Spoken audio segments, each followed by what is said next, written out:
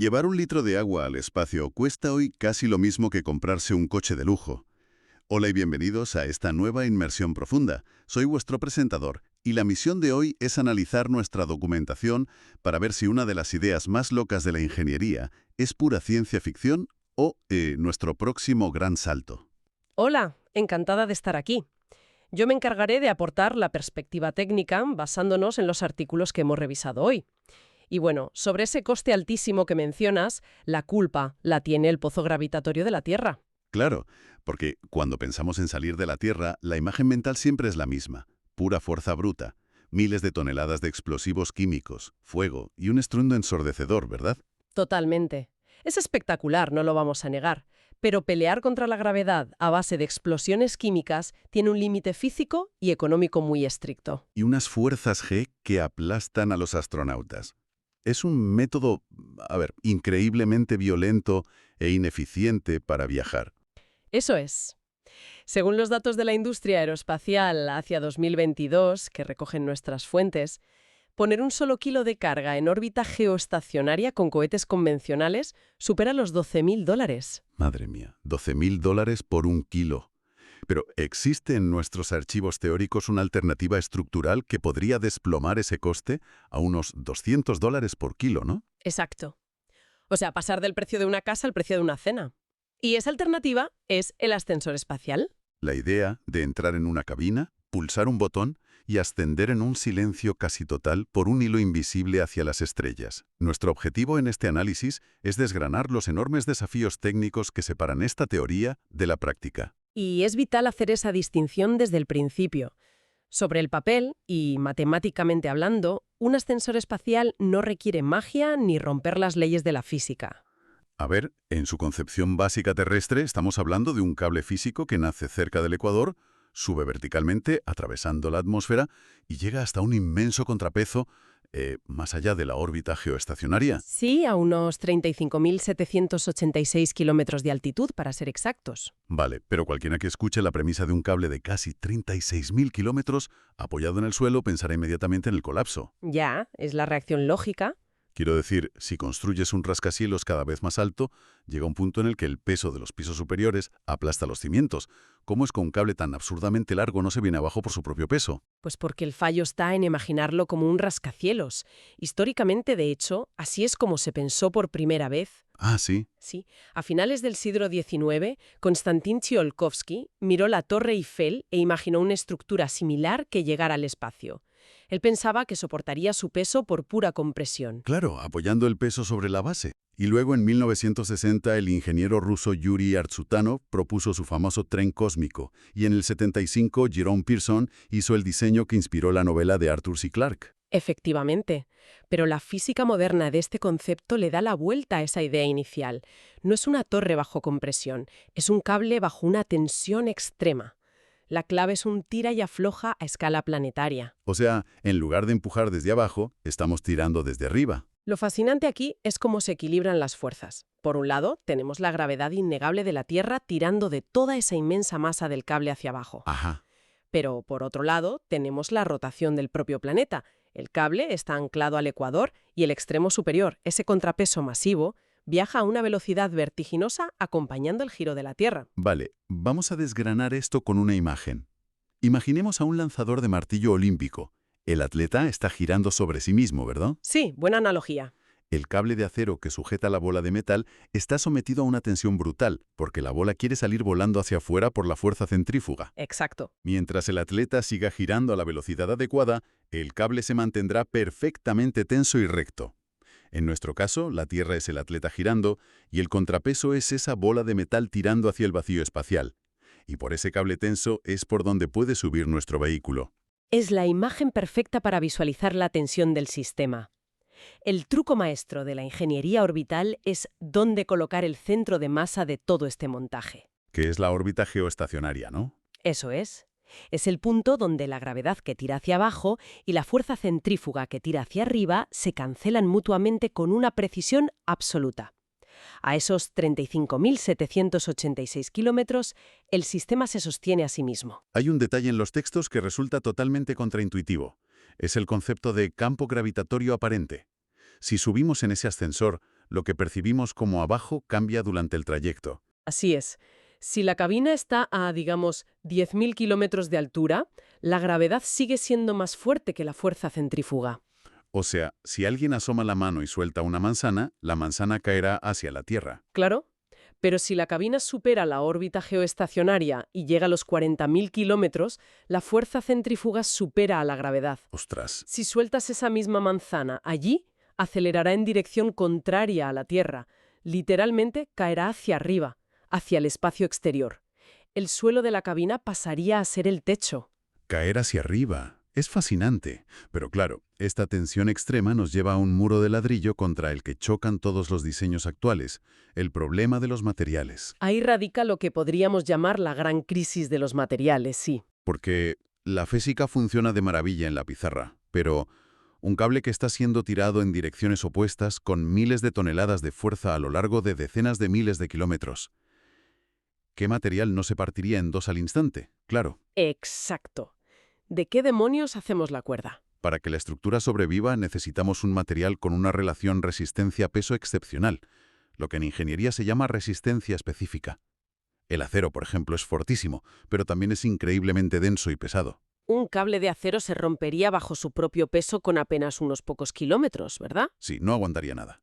En la documentación del Consorcio Internacional del Ascensor Espacial proponen una unidad de medida muy curiosa para esto, el Yuri, en honor a Yuri Arstutanov. Sí, lo he visto en las fuentes, pero para que quienes nos escuchan lo visualicen, ¿qué significa un Yuri en la práctica? Un Yuri mide la tensión de rotura por unidad de densidad. Para ponerlo en perspectiva, un material de 1 megayuri permitiría tener un hilo del grosor de un sedal de pesca capaz de soportar el peso de un coche colgando de él. ¡Qué barbaridad! ¿Un sedal aguantando un coche? Pues los cálculos más conservadores indican que para el ascensor de la Tierra necesitamos un material que alcance entre 30 y 80 megayuris. ¡Madre mía! ¿Y dónde están materiales que ya conocemos como el titanio o el moderno Kevlar en esa escala? Muy por debajo, a órdenes de magnitud de distancia, e incluso si intentamos jugar con el diseño, no funciona. Existe un concepto llamado perfil de estrechamiento o taper ratio. Que es básicamente hacer el cable más grueso donde más sufre, ¿no? Como el punto de máxima tensión está en la órbita geoestacionaria, se hace más gordo ahí y se afina hacia los extremos. Exacto, pero el problema es que el acero es tan pesado que si haces el centro más grueso, añades tanto peso extra que tienes que hacerlo aún más grueso para soportar el nuevo peso.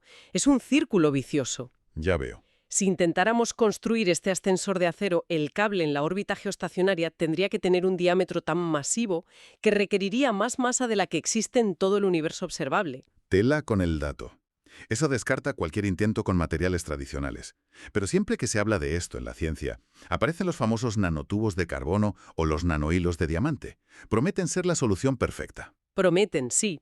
Las estimaciones teóricas sugieren que su resistencia específica podría llegar hasta los 100 megajoules. Supera con creces el requisito. Entonces, si la teoría dice que funcionan, ¿por qué no estamos trenzando este cable ahora mismo? Porque existe un abismo monumental entre la física cuántica y la fabricación industrial.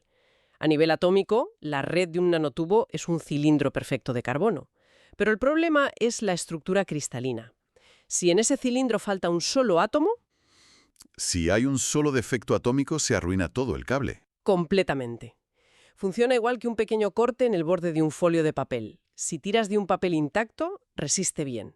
Pero si tiene un mínimo corte, toda la tensión mecánica va a ese punto débil. Y el papel se desgarra al instante. O sea, un defecto atómico hace que toda la estructura se desgarre como una cremallera. Tal cual. Ese detalle explica el enorme revés que sufrió la industria hace no mucho. Nuestras fuentes detallan cómo el equipo de I+D de Google, el famoso Google X, intentó abordar el ascensor en 2014. Ah, sí, y terminaron metiendo el proyecto en el congelador, ¿verdad? Exactamente, sí. Fue un golpe de realidad brutal. Se dieron cuenta de que nadie en el mundo había conseguido sintetizar un solo hilo de nanotubos de carbono perfectamente intacto que midiera más de 1 metro de longitud. 1 metro, solo 1 metro. Y necesitamos casi 100.000 kilómetros de cable. Menudo panorama. Aún así, un estudio de la Academia Internacional de Astronáutica de 2013 predijo que la ciencia de materiales podría resolver esto en un par de décadas. Es un problema de ingeniería, no una imposibilidad física. Bueno, aceptemos el supuesto. Imaginemos que dentro de unos años logran fabricar rollos interminables de este material. Sigo viendo problemas logísticos inmensos en las fuentes. ¿Dónde demonios se ancla un cable de 100.000 kilómetros? Desde luego, construir una torre en tierra firme suena a desastre si algo sale mal. Los diseños modernos coinciden en que la base no estaría en tierra. Sería en el mar, ¿no? Eso es. Lo más sensato es construir una gigantesca plataforma oceánica móvil en aguas internacionales cerca del Ecuador, parecida a las plataformas petrolíferas, pero con capacidad de moverse rápido. Cualquiera que escuche esto pensará que estar en el mar te permite alejarte de un huracán o una tormenta, que tiene sentido. Pero mover la base de un cable que llega hasta el espacio suena a agitar un látigo gigante. Sí, generaría ondas inmensas. Las vibraciones a lo largo del cable tendrían que ser brutales. Hacen falta sistemas de amortiguación gigantes. Requeriría sistemas de amortiguación colosales en la base, sí. Pero moverse es innegociable por un peligro mucho mayor que el clima, y es la basura espacial. Claro, los restos de satélites. Exacto. Moviendo el ancla terrestre puedes generar una onda que desplace físicamente el cable a miles de kilómetros de altura, justo a tiempo para esquivar un fragmento de chatarra que viaja a 27.000 kilómetros por hora y que podría seccionar el cable. Esquivar balas orbitales moviendo el mar. Es una barbaridad técnica. Aquí es donde la cosa se pone realmente interesante al hablar del ascenso. Siempre usamos la palabra ascensor, pero no es una cabina tirada por cables, porque el cable principal es estático. Exacto, no se mueve. Por eso en la literatura técnica se les llama trepadores. Son vehículos autónomos que deben agarrarse a la cinta estática y escalar usando rodillos de fricción o levitación magnética. Y aquí la logística de la energía no me cuadra. Subir una carga viajando a 300 kilómetros por hora significa que el viaje hasta la órbita geoestacionaria duraría unos 5 días. 5 días seguidos subiendo en vertical. Sí, es un esfuerzo titánico. Si le pones baterías al trepador para aguantar 5 días de esfuerzo máximo, el vehículo pesa tanto que rompes el cable. Totalmente. Llevar la energía a bordo es inviable. La energía tiene que suministrarse de forma externa. La solución que lidera los diseños actuales es la transmisión inalámbrica mediante láseres. A ver, explícame esto porque suena a película. Consiste en instalar matrices de láseres de megavatios de potencia en la Tierra, apuntando constantemente hacia la parte inferior del trepador, que estaría cubierta de paneles fotovoltaicos. O sea, disparar un láser atravesando toda la atmósfera terrestre, con sus nubes, para acertar a un panel del tamaño de una furgoneta a miles de kilómetros de altura, y hacerlo durante 5 días sin derretir el vehículo. Los sistemas de refrigeración para disipar ese calor serían tan complejos como el propio sistema de escalada. Y no olvidemos el entorno espacial. Hay que atravesar los cinturones de radiación de Van Allen. Claro, si van humanos, el blindaje de plomo o de agua necesario añadiría toneladas de peso muerto. Por tanto, los primeros viajes serán solo para carga robótica. Indudablemente. Pero hay otro detalle de la escalada que me dejó perplejo al revisar las fuentes, un efecto físico inevitable. Espera, a medida que un vehículo sube 35.000 kilómetros, su órbita alrededor de la Tierra se vuelve gigantesca. Para mantenerse alineado con el cable, tiene que viajar mucho más rápido horizontalmente, ¿no? Efectivamente. Has descrito el efecto Coriolis aplicado a la mecánica orbital. Al subir, el trepador necesita ganar momento angular para mantener el ritmo de rotación. Claro. Y si no se acelera, se quedaría atrás. Exacto. Y como se agarra el cable, extrae esa fuerza directamente del cable. El resultado es que el vehículo empuja y arrastra el cable hacia el oeste. Esto me parece una locura conceptual. El trepador gana energía cinética lateral. ¿De dónde sale esa energía? De la rotación de la Tierra. O sea, el acto de subir una carga por este cable roba momento angular al planeta. Cada vez que subimos un paquete al espacio, ralentizamos la rotación de la Tierra. Es un robo de energía literal. A escala planetaria y microscópica, eso sí.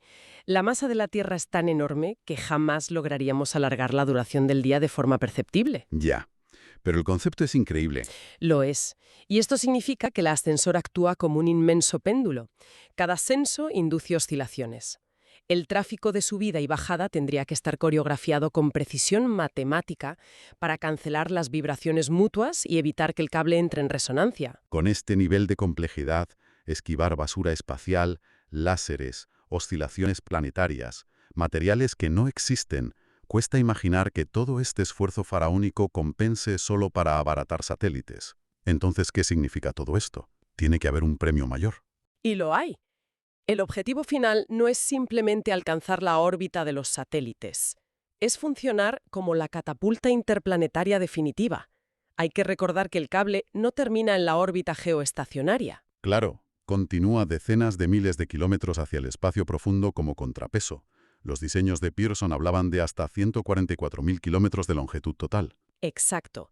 Y cuanto más subes a lo largo de ese tramo, mayor es la fuerza centrífuga que tira de ti y mayor es tu velocidad tangencial. Estás recorriendo un círculo inmenso en 24 horas. ¡Ostras, claro! Si un trepador lleva una carga hasta el extremo de ese contrapeso y suelta las amarras, la carga no se queda flotando. Saldría disparada con una velocidad de casi 11 kilómetros por segundo. Un billete directo a Júpiter sin gastar una gota de combustible. Sin combustible, sin vibraciones de lanzamiento, una sonda pesada tendría la velocidad de escape para alcanzar el sistema solar exterior. Con una asistencia gravitatoria en Júpiter, los objetos podrían abandonar nuestro sistema estelar. Es la puerta abierta al universo profundo. Fíjate en la ironía de todo esto. Estamos mirando a Júpiter y el espacio interestelar como la gran promesa, y resulta que construir este monstruo aquí es una pesadilla precisamente por lo masivo que es nuestro planeta. Sí, la gravedad aquí es implacable. Pero revisando las fuentes, te das cuenta de que el concepto no es inalcanzable. Simplemente estamos intentando construirlo en el lugar equivocado. Si conectamos esto con la perspectiva general, Marte es el ejemplo perfecto de esa ironía. Su gravedad superficial es solo un 38% de la terrestre. Y rota casi a la misma velocidad. Su día dura unas 24 horas y media. Entonces el punto de equilibrio está mucho más cerca. Exacto. La órbita aeroestacionaria está a solo unos 17.000 kilómetros de altitud, menos de la mitad que en la Tierra. Espera, ¿me estás diciendo que la menor gravedad y la distancia más corta cambian tanto las reglas que no necesitamos nanotubos de carbono? Por completo. La tensión en un ascensor marciano es tan reducida que materiales sintéticos que ya compramos por toneladas, como el Kevlar o el Cylon, tienen la resistencia necesaria hoy mismo. O sea, ¿podríamos construir un ascensor espacial en Marte mañana mismo con los materiales que ya tenemos? ¡Qué locura! Y no solo eso, Marte tiene a Phobos, su luna. Orbita tan cerca y tan rápido que siempre muestra la misma cara al planeta, igual que nuestra luna. El ancla perfecta en el cielo. Los diseños sugieren anclar un cable en Phobos, dejándolo caer hacia Marte y lanzando otro hacia el espacio para equilibrar. Además, Phobos es rico en carbono, así que podría ser la mina de materias primas para fabricar el cable allí mismo. Y las fuentes también mencionan nuestra propia luna, ¿verdad? Como rota tan lento, no hay suficiente fuerza centrífuga. Pero se podría anclar un cable en la cara visible y extenderlo hacia la Tierra hasta el punto de Lagrange L1. Exacto, donde las gravedades se anulan, todo colgando en el vacío. Y de nuevo, con materiales que ya existen en el mercado, como el Cylon. Es una paradoja tecnológica de primer nivel. Es como si tuviéramos todas las piezas para construir puentes en otros continentes, pero estuviéramos encerrados en una isla con muros demasiado altos. Así es. Tenemos el conocimiento para establecer una economía orbital en casi cualquier otro cuerpo rocoso de nuestro entorno. El peaje por haber evolucionado en un mundo que retiene agua líquida y atmósfera es que estamos atrapados en el fondo de este pozo gravitatorio, esperando a trenzar hilos de carbono microscópicos perfectos. Un peaje que define nuestra civilización entera. Llegamos así a la síntesis de esta exploración. Hemos partido desde esa falsa idea de construir rascacielos al cielo para entender la brutalidad de la física en tensión. Fuerzas centrífugas peleando contra la gravedad en una cuerda colosal. Y hemos destripado la pesadilla logística, disparar láseres a vehículos que escalan durante días, robando la inercia de la Tierra y chocando contra los límites de la manipulación atómica. Esto plantea una pregunta importante. Una última pieza del rompecabezas que a menudo se ignora, pero que es crucial.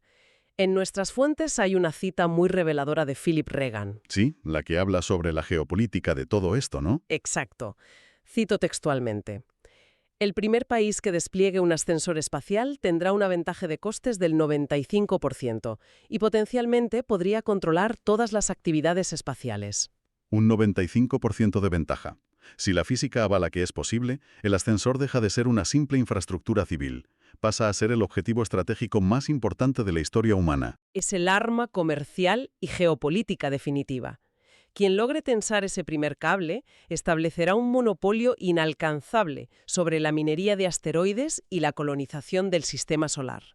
Quien controle el ascensor dictará el futuro de la humanidad en el espacio, un monopolio funcional de todo el cosmos. Y eso invita a una reflexión profunda para quienes nos oyen. Lejos del ruido mediático de los cohetes, en el absoluto silencio de los laboratorios de materiales, la carrera más crítica por el dominio del sistema solar ya ha comenzado, y la mayoría del mundo ni siquiera la está viendo.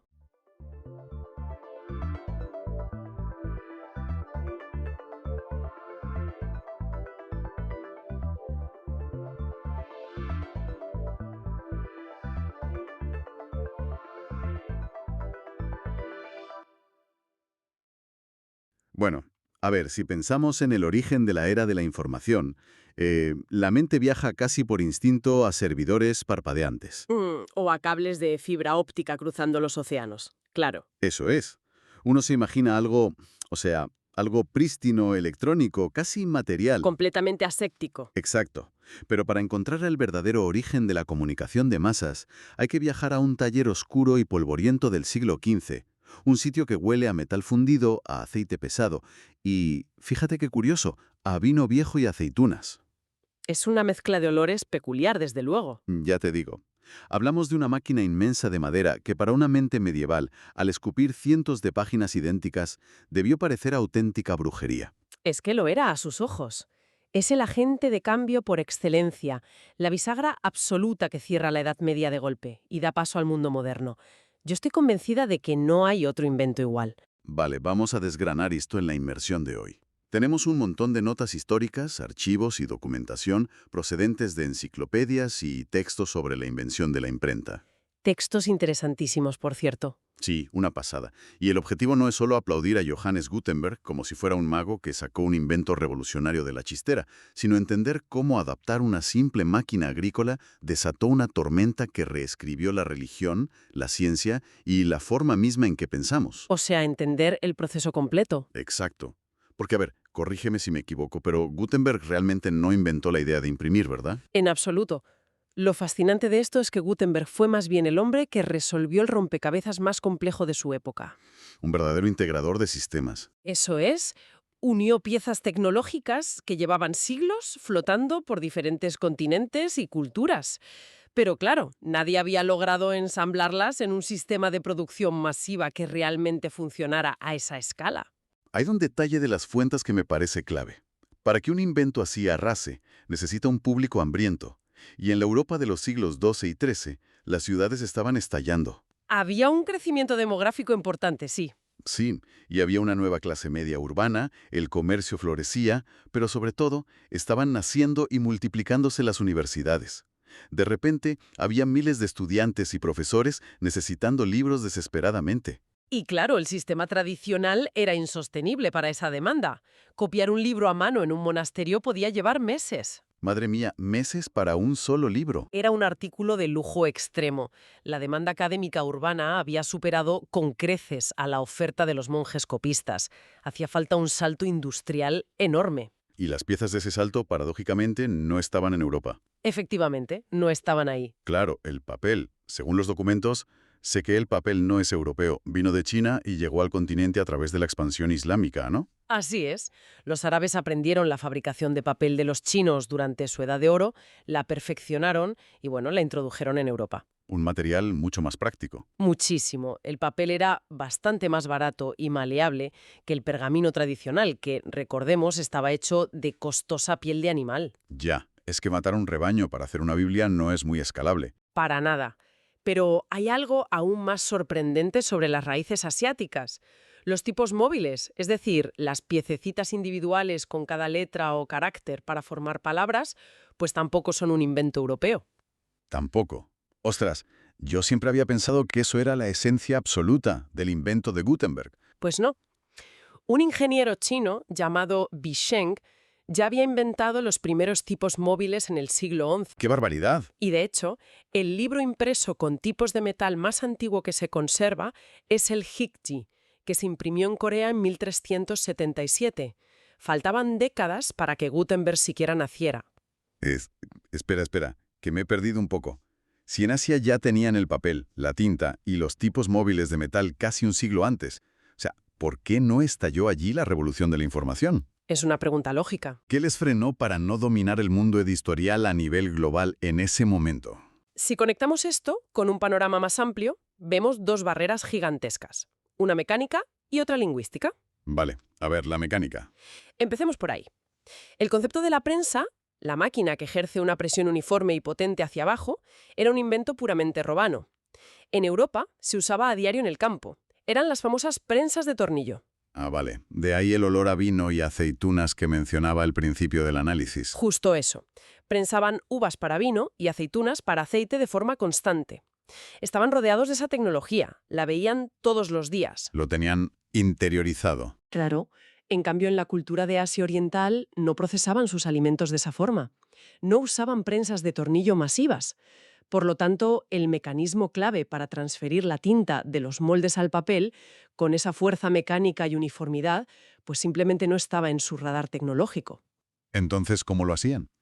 Su método consistía en frotar a mano el dorso del papel contra un bloque de madera tallado. Ostras, frotar a mano. Sí, era un proceso súper artesanal, muy lento y además desigual en cuanto a la presión. Vale, o sea que la falta de prensas agrícolas es un factor estructural importante, pero la barrera lingüística me parece aún más brutal. Repasando el funcionamiento de un sistema de escritura logográfico, como el chino antiguo, resulta que cada símbolo representa una palabra entera o un concepto. Estamos hablando de miles y miles de caracteres distintos. Claro, intentar mecanizar eso es como intentar construir una máquina de escribir, pero con 10.000 teclas. Es que yo me imagino a un pobre tipógrafo corriendo por una habitación inmensa llena de cajitas de madera, intentando encontrar el carácter exacto para componer un simple poema. Es una pesadilla logística inasumible, especialmente para cualquier producción que pretenda ser rápida y económica. Y ahí es donde entra la ventaja oculta de Europa, el alfabeto latino. Totalmente decisivo. Al ser un sistema fonético altamente abstracto, con apenas unas 2 docenas de letras minúsculas y mayúsculas, un impresor solo necesitaba manejar un número ínfimo de piezas. Con esas pocas letras combinadas, podía escribir absolutamente cualquier texto del mundo. Es como un sistema de bloques de construcción. Exacto. El abecedario era una especie de código de compresión perfecto para la mecanización. Es que las condiciones económicas florecientes en Europa, junto con esa familiaridad técnica con las prensas de tornillo romanas y la inmensa simplicidad estructural del alfabeto latino, crearon el ecosistema perfecto. El caldo de cultivo ideal. Todo estaba listo, sí.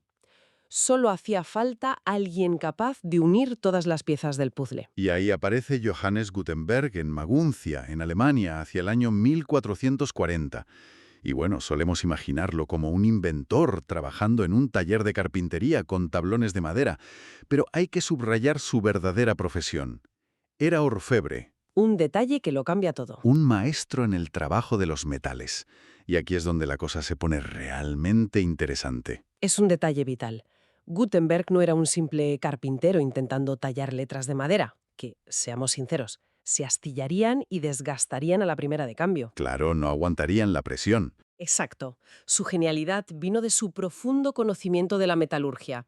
El gran desafío tecnológico no era tener la idea abstracta de imprimir. El verdadero reto era fabricar miles de, digamos, letras A minúsculas que fueran milimétricamente idénticas entre sí. Y rápido. Y de forma muy rápida, claro, y que soportaran toneladas de presión constante sin aplastarse ni perder el filo de los bordes. Porque a ver, si haces las letras de plomo puro, que es lo más fácil de fundir, supongo que al meterlas bajo la prensa se deformarían como mantequilla, ¿no? El plomo es súper blando. Ese fue su primer gran triunfo técnico. Desarrolló una aleación magistral combinando plomo, estaño y antimonio. 3 metales diferentes. Sí, el plomo permitía que el metal se fundiera a una temperatura baja. El estaño le daba la fluidez necesaria para rellenar los minúsculos rincones del molde y el antimonio, que es la verdadera genialidad química de la mezcla, hacía que la aleación se expandiera ligeramente al enfriarse. Ah, claro. Para que el metal chocara contra las paredes del molde por dentro y la letra quedara con unos bordes perfectos y bien afilados, en lugar de encogerse al solidificarse. Exactamente. Y para crear esas miles de letras rápidamente, inventó un molde manual especial. La matriz. ¿Cómo funcionaba eso? Pues imagina un pequeño recipiente metálico donde el fondo tiene grabada la forma inversa de la letra. Vertías la aleación líquida, se enfriaba en un par de segundos, abrías el molde y caía una letra perfecta. ¿Así? ¿En cadena? Vertías de nuevo y obtenías otra idéntica al instante. Gutenberg creó de facto el primer sistema real de producción en masa de piezas intercambiables. Vale, ya tenemos las piezas metálicas perfectas. Pero claro, leyendo los archivos, la tinta tradicional a base de agua que usaban los monjes copistas no servía. Si pones agua sobre un trozo de metal liso, pues resbala y se hacen gotas. Se escurre por completo. Los registros explican que tuvo que desarrollar una tinta completamente nueva, a base de aceite de linaza hervido y hollín, para crear una pasta oscura y súper espesa que se adhiriera al plomo. Una textura casi como de pintura al óleo. Y aplicar esa tinta espesa no era ni limpio ni sencillo, te lo aseguro. Requería un esfuerzo físico agotador y bastante rudo. Uf, aquí es donde los apuntes históricos me dejaron atónito y, la verdad, me dieron un poco de asco. Ya sé por dónde vas. Para esparcir esa tinta pegajosa sobre las letras de plomo, usaban unas herramientas llamadas bolas de tinta. Eran como unos cojines enormes con mango, rellenos de lana o de crin de caballo y cubiertos de cuero. Pero los registros dicen que el cuero favorito para esto era la piel de oveja o la piel de perro, ¡Qué horror! Sí. porque supuestamente carecía de poros gruesos. Piel de perro empapada en aceite rancio y carbón. Imagínate, o sea, el olor de ese salto tecnológico. Tela marinera. El olor en ese taller debía ser insoportable. Los operarios frotaban violentamente esas dos bolas malolientes entre sí para distribuir la pasta negra, y luego golpeaban rítmicamente toda la plancha de letras metálicas ya compuesta. Como tocando un tambor pegajoso. Exacto, asegurándose de entintar cada relieve sin manchar los huecos entre las letras. Y luego viene la coreografía de la máquina. Las fuentes mencionan un par de términos técnicos que suenan bastante arcanos, el tímpano y la frasqueta. Pero en realidad es un mecanismo súper ingenioso. El tímpano es un marco con bisagras donde colocaban la hoja de papel un poco humedecida para que absorbiera bien la tinta. Para que el papel cediera un poco, sí. Y la frasqueta, a ver si esta analogía funciona, es como la cinta de carrocero que usa un pintor de paredes para proteger el rodapié y no mancharlo. Es una analogía muy visual y muy acertada. La frasqueta era un marco adicional de papel duro recortado que se cerraba sobre la hoja limpia, dejando expuestas únicamente las áreas donde el texto debía imprimirse. Tapando los bordes. Eso es. Cubría los márgenes blancos de la página para que, al chocar contra la plancha de letras que estaba llena de esa tinta grasienta, los bordes del libro quedaran inmaculados. Brillante. Entonces bajaban este conjunto protector, deslizaban el carro bajo la pesada plancha de la prensa, el operario tiraba con toda su fuerza de una palanca gigante de madera que hacía girar el gran tornillo central. La plancha bajaba con una fuerza brutal y la madera crujía. Un trabajo durísimo para la espalda. Ya ves. Luego el tornillo rebotaba, sacaban el carro y retiraban una página perfectamente impresa. Todo esto además a un ritmo frenético. Muy frenético. Se estima que un equipo de 2 operarios bien coordinados realizaba unos 14.000 movimientos manuales y rítmicos al día. 14.000. Madre mía, qué paliza. Y con eso lograban imprimir unas 3.600 páginas en una sola jornada laboral. 3.600 páginas en un día. Frente a las 40 que podía hacer un artesano frotando un bloque de madera en Asia, o el tiempo eterno de un monje escribiendo a pluma. Reducir los costes y multiplicar la velocidad a esa escala es que la información, literalmente, acababa de inventar las alas. Lo cual nos lleva al siguiente nivel de esta revolución. Tener una máquina tan potente cambia las reglas del juego cuando la adoptan las masas y facilita la circulación incontrolable de las ideas. Porque los datos de adopción que recogen los archivos son abrumadores. De ese único taller originario en Maguncia, para finales del siglo XV el invento ya se había expandido a más de 270 ciudades por toda Europa. Venecio, fíjate, se convirtió en el Silicon Valley de la época, concentrando un tercio de las imprentas italianas. El volumen es sencillamente pasmoso. Las imprentas operativas produjeron más de 20 millones de copias de libros para el año 1500. 20 millones se dice pronto. Y en el siglo siguiente esa cifra se multiplicó por 10 y alcanzó hasta 200 millones de copias. Y claro, esto desestabilizó por completo las estructuras de poder milenarias. Por ejemplo, la Reforma Protestante simplemente no habría fracturado Europa de esa manera sin la imprenta. Martín Lutero se dio cuenta de inmediato del poder de este medio viral. Lo supo usar a su favor maravillosamente.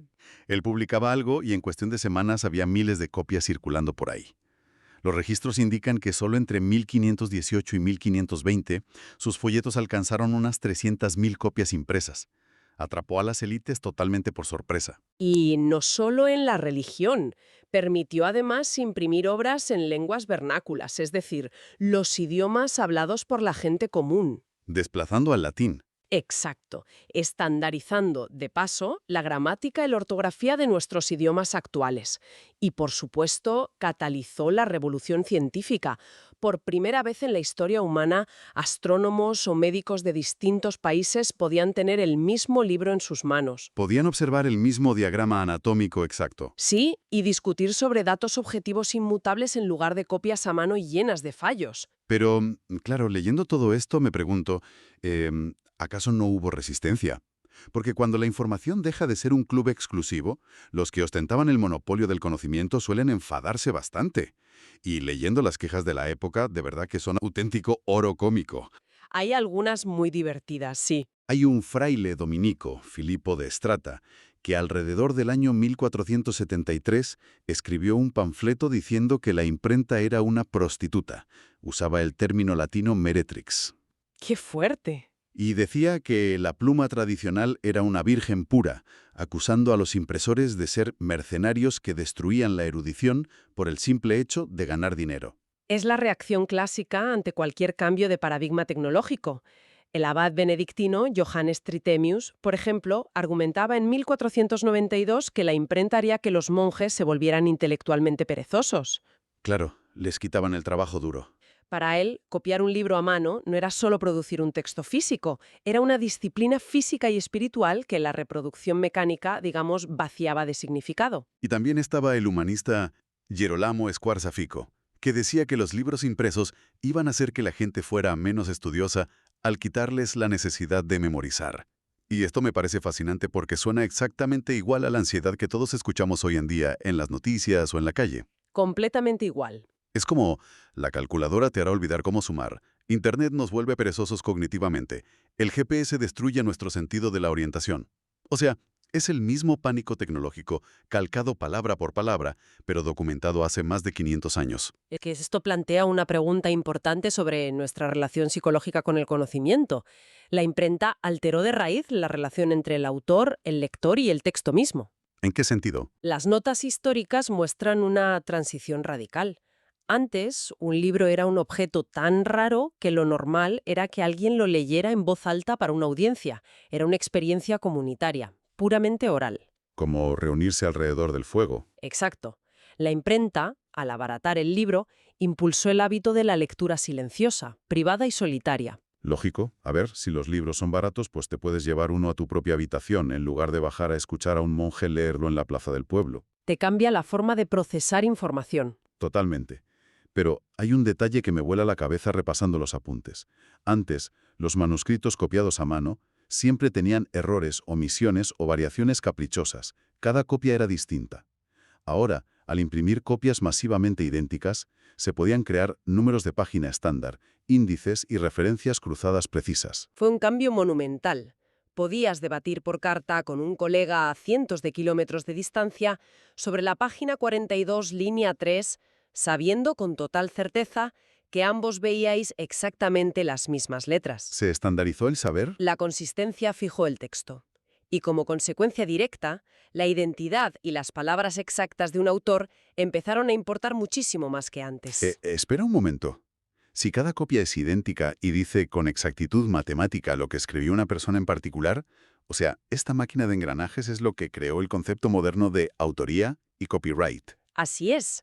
De forma completamente involuntaria, la estandarización física de la página impresa dio origen a las primeras leyes de derechos de autor y propiedad intelectual de la historia. Es flipante. De repente, saber a quién pertenecían legalmente esas palabras específicas sin alteraciones de monjes copistas, pues tenía un inmenso valor económico. Es alucinante si uno lo piensa. Una prensa de vino modificada por un experto en metales termina creando el marco legal de la propiedad intelectual moderna, o sea, es el efecto mariposa de la tecnología. Pero bueno, inevitablemente la tecnología no se detiene nunca. nunca lo hace. A medida que la sociedad se volvió adicta a este flujo regular de información en los siglos posteriores, pues demandó más volumen y, sobre todo, muchísima más velocidad.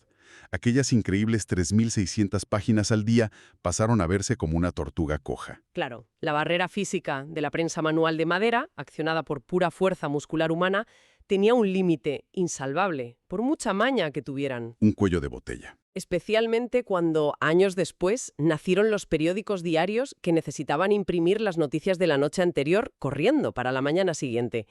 Había que dar el salto a la verdadera era industrial y mecanizar la imprenta a nivel de energía. Y ahí es donde entra el hierro fundido. Los documentos relatan que, alrededor del año 1800, Lord Stanhope construye prensas de metal robusto que reducen la fuerza humana requerida en un 90%. Un avance ergonómico brutal. Sí, pero a pesar de las mejoras, seguía siendo un mecanismo plano contra plano que limitaba la velocidad. Yo me pregunto cómo llegamos a las monstruosas y veloces rotativas que solemos ver en las películas clásicas de los años 30 sobre periodismo. El gran punto de inflexión fue liderado por el impresor alemán Friedrich Koenig en la década de 1810. Koenig introdujo dos ideas absolutamente revolucionarias para la época. Cuéntame. Papel pasaba rodando ágilmente sobre los tipos de metal en lugar de ser aplastado en plano. Ah, claro, el movimiento rotatorio continuo. Ya no hay que empujar una palanca hacia abajo, esperar, tirar para arriba, volver a meter, solo hay que dejar que las cosas giren. Efectivamente. Y en 1814, las máquinas a vapor de Koenig se instalaron en el periódico The Times de Londres, realizando unas asombrosas 1.100 impresiones por hora. 1100 por hora, ya empezamos a hablar de palabras mayores. Y la evolución continuó con rapidez, no se quedaron ahí.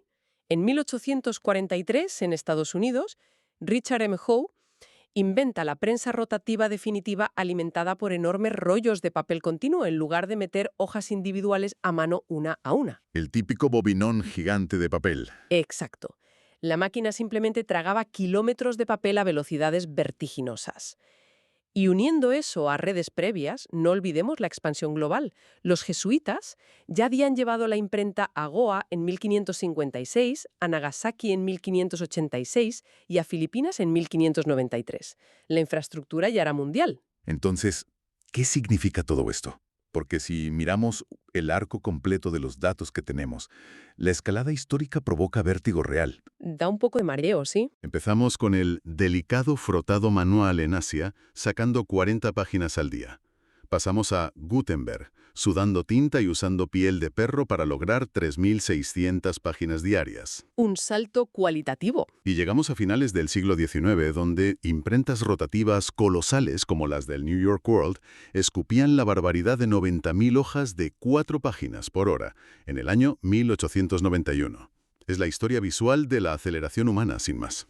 Y el impacto social de esa aceleración es incalculable.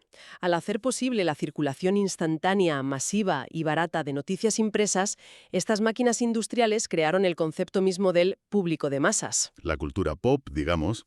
El periodismo moderno, la alfabetización casi universal y la formación de una opinión pública informada habrían sido materialmente imposibles sin los cilindros rotatorios de papel continuo de Koenig y de Howe. Es asombroso cómo todas estas líneas convergen. O sea, si lo piensas, tienes el alfabeto latino abstracto con su mínima cantidad de caracteres por un lado. Tienes las prensas agrícolas romanas por otro. Tienes la refinada tecnología del papel asiático transmitida por el mundo islámico. Sí, y le sumas la genialidad química de un orfebre alemán medieval para fundir plomo y antimonio. Todo colisiona en un pequeño taller de Maguncia para destruir el monopolio del conocimiento de las élites de la época y moldear el mundo moderno de arriba a abajo. Son convergencias tecnológicas que nos demuestran que los grandes saltos rara vez nacen del vacío, siempre surgen de conectar piezas preexistentes de maneras audaces y novedosas. Lo cual, para cerrar el análisis a fondo de hoy, nos deja con una reflexión final enorme extraída de las fuentes y llevada a nuestro tiempo. A ver qué te parece. Hemos visto que la imprenta, al producir copias masivamente idénticas de un texto, creó la necesidad real de saber con exactitud quién había escrito qué. Una simple máquina mecánica cimentó la idea del autor individual y la propiedad intelectual. Los derechos de autor, vaya. Pero hoy, en un presente donde la información vuelve a ser un flujo incesante y líquido, donde los textos y audios se remezclan infinitamente por algoritmos, se generan masivamente por inteligencia artificial y se copian sin dejar rastro claro de su origen exacto. Es un paradigma totalmente opuesto a lo fijo de la imprenta. Exacto. Si una tecnología tan física como la de Gutenberg nos dio el concepto de autoría, la pregunta es, ¿estamos tal vez a punto de ver cómo esa idea de propiedad intelectual se evapora en nuestra nueva era de fluidez digital? Al igual que aquella mente medieval que observaba atónita una máquina de madera escupiendo letras, el futuro de la información vuelve a parecernos indescifrable y mágico. Para quienes nos escuchan, es una idea fascinante y abierta para darle vueltas por su cuenta hoy. Una reflexión interesantísima, sin duda.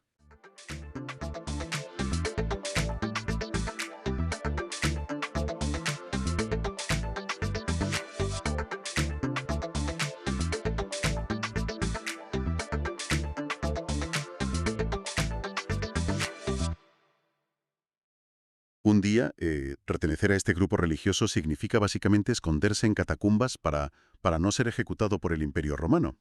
Y casi de la noche a la mañana, pues el mismísimo emperador está pagando de su bolsillo los gastos de viaje para que los líderes de esa religión celebren una cumbre a todo lujo en su propio palacio. Es que es de loco, sí. Arrancamos este análisis a fondo. Hoy nos sumergimos de lleno en las fuentes históricas y los textos enciclopédicos sobre el histórico Primer Concilio de Nicea. Hablamos del año 325 después de Cristo. Y el objetivo para quienes nos escuchan hoy es doble. Exacto. A ver, por un lado queremos separar la realidad histórica de todos esos mitos de la cultura popular, que hay muchísimos. Muchísimos, Tela. Sí. Y por otro, entender cómo se construyen, o bueno, cómo se imponen, los consensos cuando la política y la ideología chocan de frente. Totalmente. Porque es que es un giro de guión monumental en la historia humana. O sea, pasar de ser el objetivo número uno de la era imperial a recibir todo el patrocinio del Estado en apenas una década. Y lo fascinante aquí es el motivo, fíjate.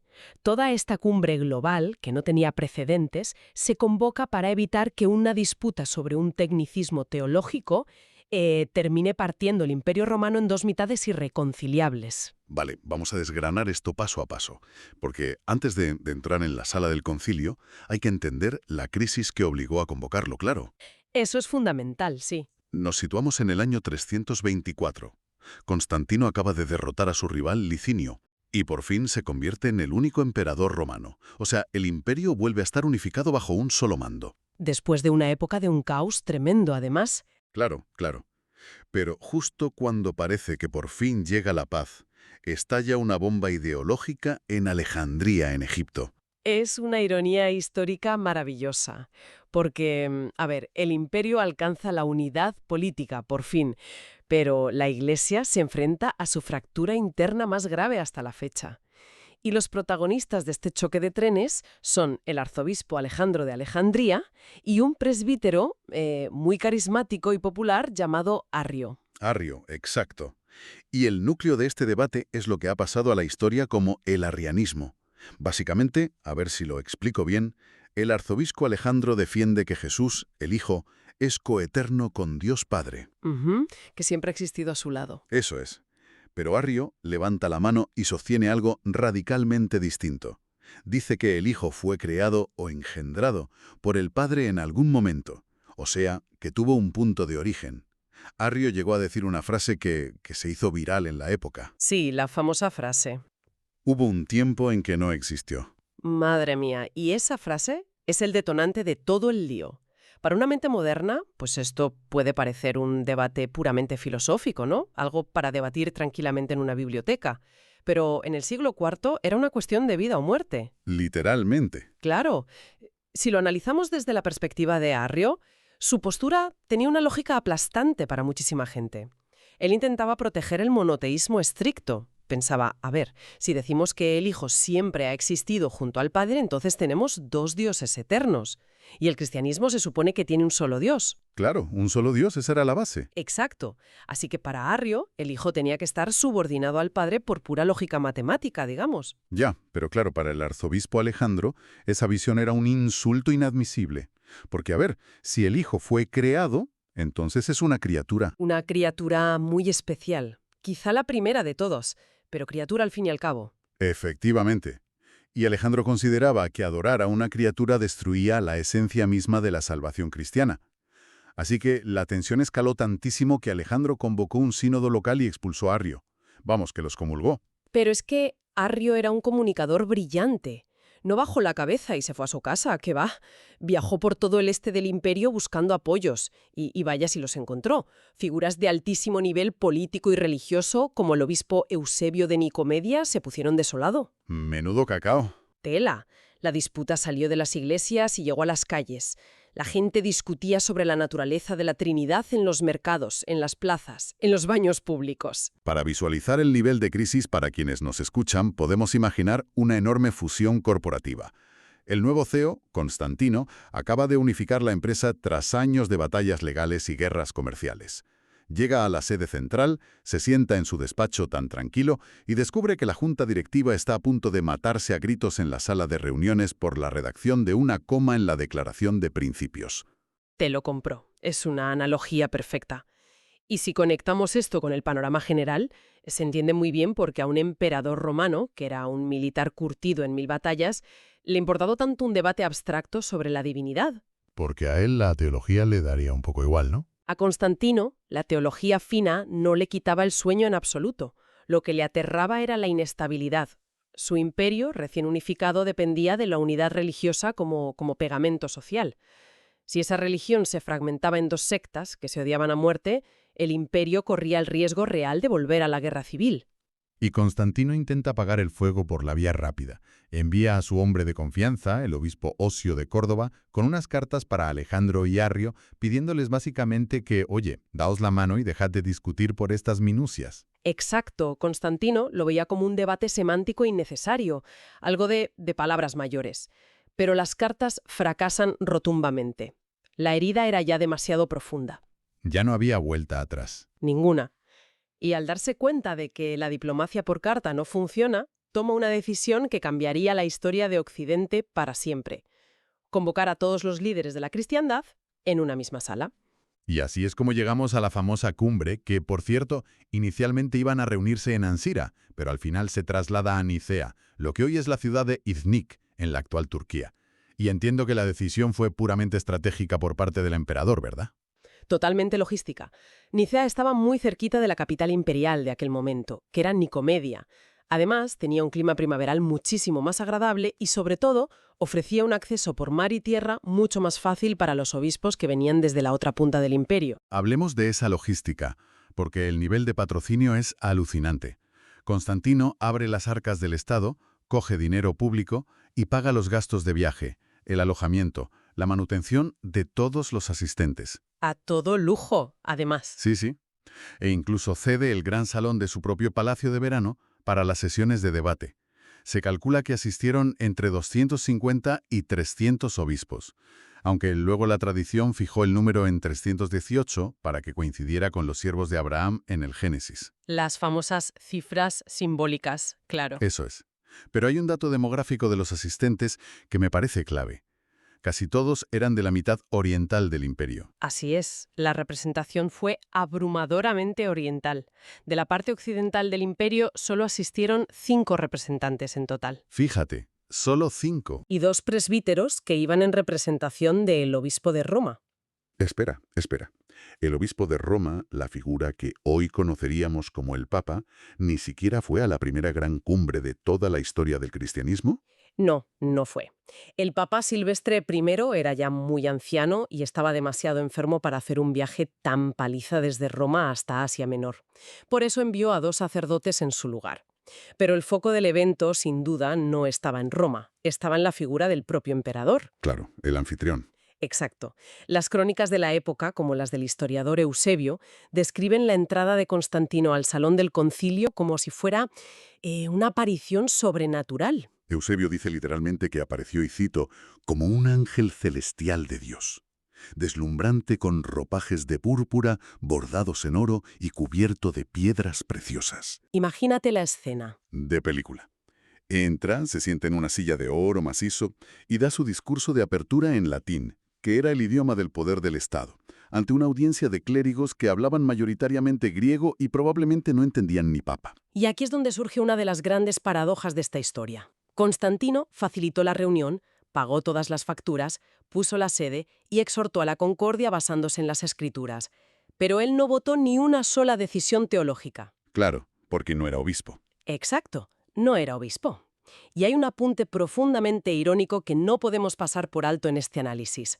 Constantino, el líder absoluto de este concilio cristiano, ni siquiera estaba bautizado en ese momento. Es que manda narices. Me cuesta creer que un emperador romano monte todo este espectáculo multimillonario, ceda su palacio y sea solo para sentarse a escuchar y no imponer su propio voto. A ver si lo entiendo. ¿Qué ganaba él realmente? ¿Era un devoto cristiano liderando a su rebaño con fervor? ¿O esto fue, pues eso, una maniobra de relaciones públicas magistral para controlar a las masas? Esa es una pregunta excelente de verdad, y los historiadores llevan debatiéndola siglos. Desde la mentalidad de Constantino, probablemente no había ninguna separación entre política y religión. ¿Eran lo mismo? Exacto.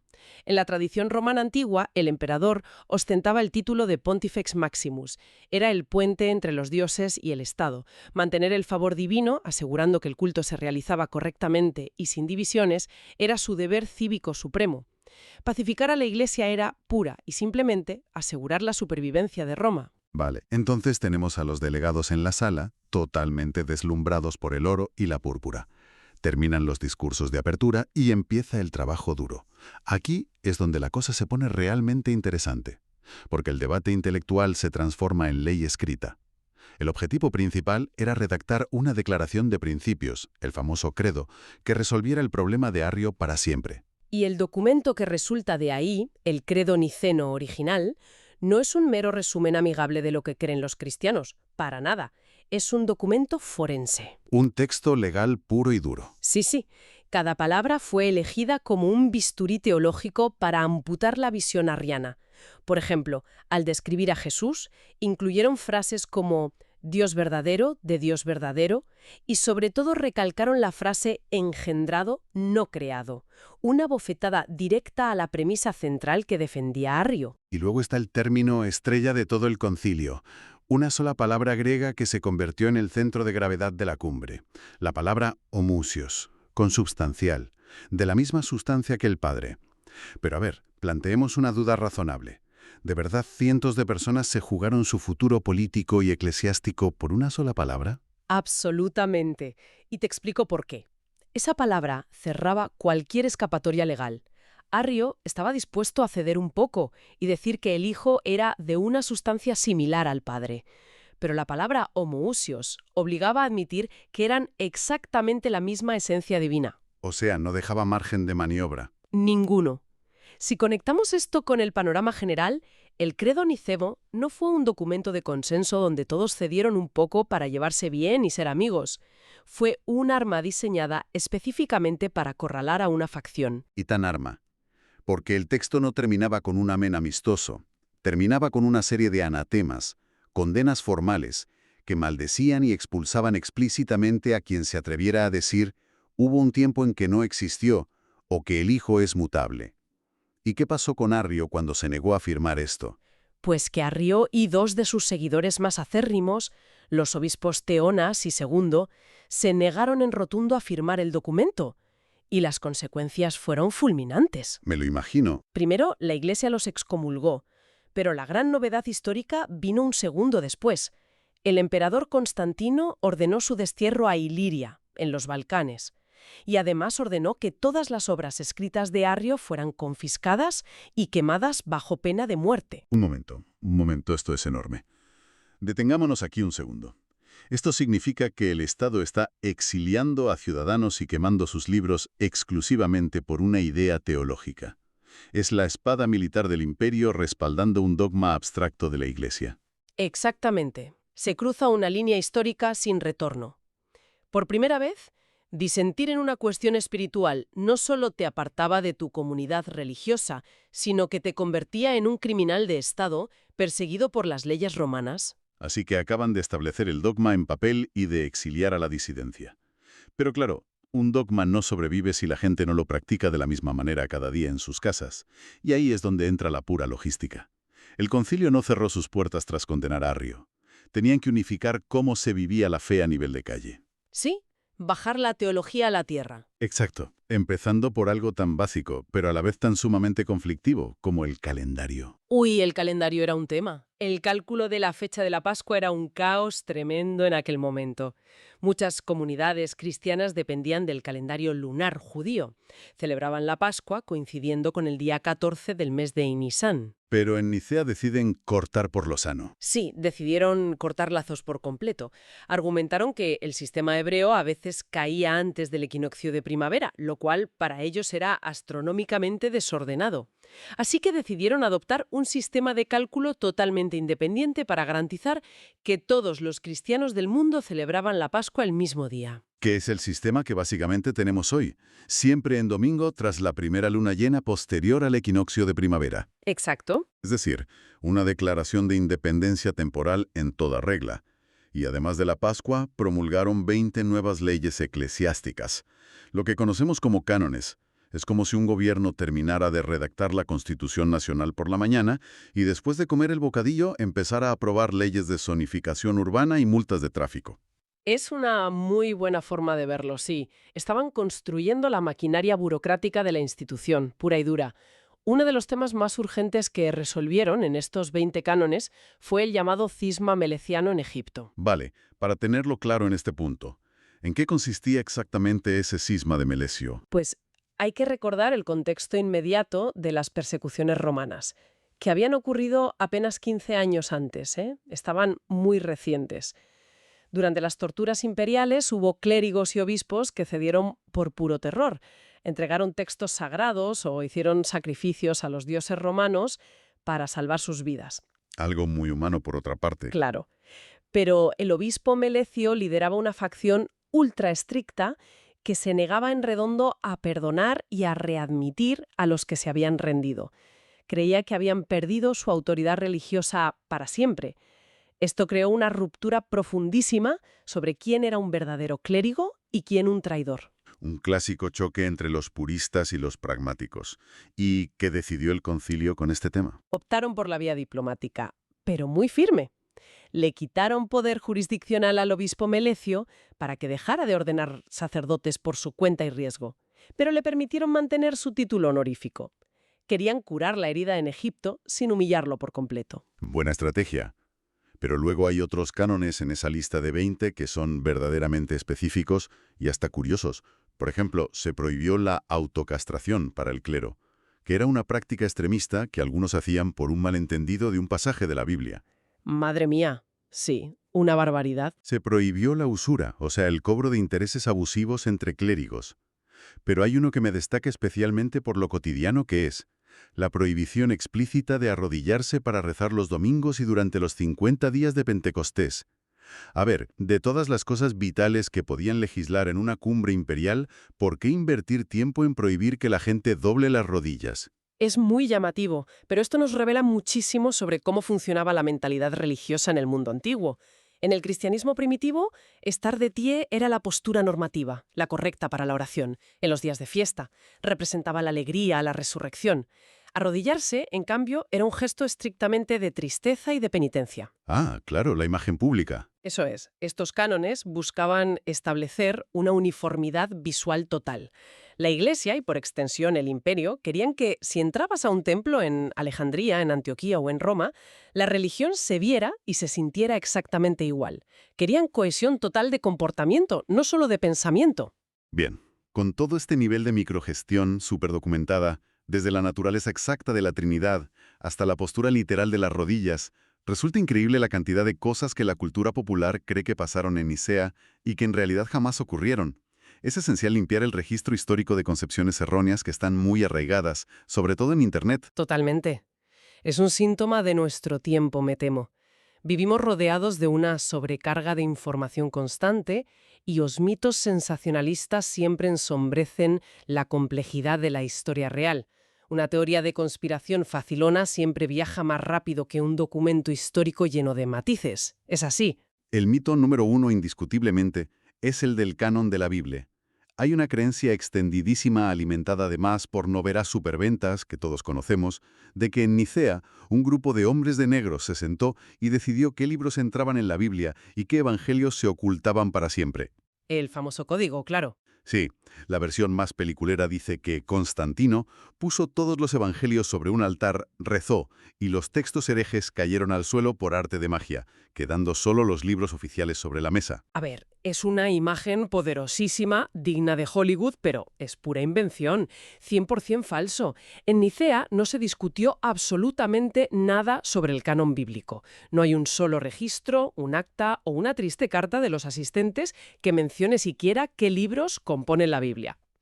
¿Y de dónde sale esta historia de los libros voladores entonces? Pues el relato mágico de los libros cayendo del altar fue popularizado por el mismísimo filósofo francés Voltaire en el siglo XVIII. Vaya. Sí, pero él lo sacó de un texto pseudohistórico anónimo del año 887, el llamado Synodicon Vetus, es decir, escrito más de 5 siglos después del Concilio de Nicea. Entonces, si en el Concilio de Nicea no se decidió qué libros formaban el Nuevo Testamento, ¿cómo se unificó algo tan inmenso? Cuesta creer que se hiciera así de forma orgánica sin una cumbre oficial que lo dictara por decreto. Es que el proceso orgánico es muchísimo más fascinante de cualquier teoría de la conspiración, de verdad. Los primeros cristianos funcionaban como una red de comunidades totalmente independientes. Durante casi 300 años intercambiaron cartas del apóstol Pablo, leían los evangelios en sus reuniones dominicales, copiaban los textos a mano con un esfuerzo tremendo y los enviaban a otras ciudades. De boca en boca y de mano en mano. Exacto. Los libros que resultaron universalmente útiles para la fe y teológicamente coherentes sobrevivieron por el propio uso de la gente. Fue un consenso popular forjado a lo largo de los siglos. Mucho antes de que Constantino naciera siquiera, la inmensa mayoría de las comunidades ya estaban de acuerdo de facto en cuáles eran los textos principales. Vale, derribado ese mito, vayamos a otro que también es muy común. La idea de que la palabra Trinidad y el concepto teológico mismo se inventaron de la nada en esa sala en ese preciso año 325. También es falso. O sea, para empezar, el estatus del Espíritu Santo, que es la tercera persona de la Trinidad, apenas se mencionó en Nicea, con una frase muy cortita al final del credo. El debate profundo sobre el Espíritu Santo se dejó para el Concilio de Constantinopla, que fue varias décadas más tarde. O sea que no cerraron el tema ni mucho menos. ¿Qué va? Y sobre la palabra Trinidad en sí, autores como Teófilo de Antioquía, Orígenes o Tertuliano ya utilizaban conceptos trinitarios e incluso el término exacto décadas e incluso más de un siglo antes que se celebrara este evento. No se inventó nada de la chistera, simplemente se estandarizó el lenguaje oficial. Entonces, ¿qué significa todo esto para nuestro análisis? Si eliminamos de la ecuación el mito de la manipulación de la Biblia y la invención maquiavélica de los dogmas, la conclusión me parece muy clara. Hay que rechazar de plano esa idea moderna de que un emperador romano diseñó el cristianismo en un despacho frotándose las manos para usarlo como herramienta de control mental. Las fuentes nos demuestran que las decisiones fueron orgánicas, intensamente debatidas y peleadas a cara de perro por clérigos con convicciones muy profundas. Constantino puso el edificio y puso la presión política, pero el contenido real fue forjado por los asistentes. Completamente de acuerdo contigo. Reducir el primer concilio de Nicea a un simple truco político de Constantino es ignorar la profunda riqueza intelectual y la agonía espiritual de las personas que debatieron allí durante semanas. Ahora bien, también es importante aclarar a nuestra audiencia que, aunque el concilio fue un hito histórico monumental, fracasó estrepitosamente en su objetivo inmediato. Ah, sí, porque la paz duró un suspiro. La paz teológica que Constantino tanto deseaba no duró nada. El arrianismo no desapareció tras el exilio de Arrio. De hecho, resurgió con muchísima fuerza y dominó gran parte del imperio durante el resto del siglo IV, apoyado además por emperadores posteriores que eran simpatizantes de Arrio. Madre mía, la política de siempre. Pues ha sido una inmersión fascinante en las fuentes. Recapitulando nuestro recorrido de hoy, hemos visto cómo la disputa en Egipto sobre si el hijo era creado o coeterno desencadenó un pánico imperial tremendo. Hemos entrado virtualmente en esa primera cumbre patrocinada por el Estado romano. Con toda su pompa y su lujo. Eso es. Hemos analizado el peso aplastante de una sola palabra, homoousios, en el credo niceno, la fijación del calendario de la Pascua separándose del judaísmo, los cánones de la vida diaria como el tema del cisma meleciano o la postura al rezar, y muy importante, hemos limpiado la historia del mito conspiranoico de la Biblia de Voltaire. Ha sido un viaje intenso por la burocracia, la fe y la política del mundo antiguo. Un evento que, nos guste más o menos, sentó las bases de la civilización occidental. Y esto nos lleva a una reflexión final que va muchísimo más allá de las fechas y de los dogmas, para que nuestra audiencia le dé una vuelta. Al principio hablábamos de esa metáfora de la fusión corporativa, de ese CEO buscando paz en su junta directiva. Pero si miramos el evento con la perspectiva que nos dan los siglos, el legado más perdurable y transformador del primer concilio de Nicea no fue establecer la naturaleza divina de Cristo en un pergamino. El verdadero giro, el que de verdad alteró el curso de la historia, fue la fusión inaudita entre el poder secular y la ortodoxia religiosa. Y esa es quizá la gran tragedia histórica de Nicea. Pasaron de ser las víctimas del Estado a empuñar ellos mismos la espada del Estado. Al aceptar que la autoridad civil, mediante el destierro y la quema de libros ordenados por un emperador, se usara para castigar un desacuerdo que era puramente clerical, se cruzó el Rubicón. Se abrió la caja de Pandora. Exacto. Se inauguró un peligrosísimo ciclo de violencia donde los cristianos comenzarían a perseguirse los unos a los otros, utilizando a la policía y a los jueces del imperio para resolver sus debates. Es escalofriante pensarlo. Es una lección brutal sobre los inmensos peligros que surgen al mezclar el poder absoluto del Estado con la creencia en una verdad absoluta. Una resonancia sobre el poder y la intolerancia que, sin ninguna duda, sigue invitándonos a reflexionar profundamente hasta el día de hoy.